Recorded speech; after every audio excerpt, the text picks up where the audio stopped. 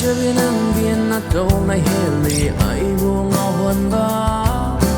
Itagtaw binang gitsin balo na ibu nang sikay na hayrak balo. Make up to the ay na kayala Benjamin.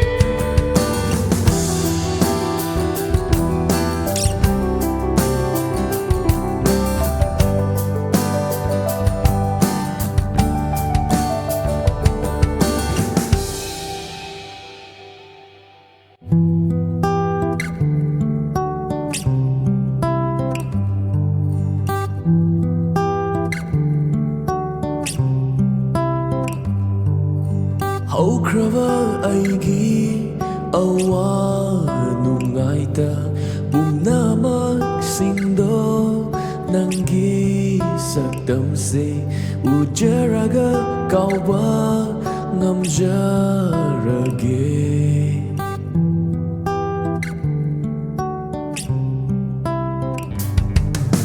Haukraba aigi awa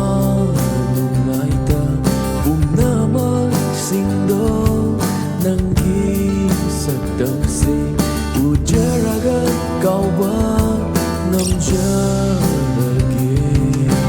Nang ginawa na ay bungaw huli. Nang ginataw na ay butsak huli.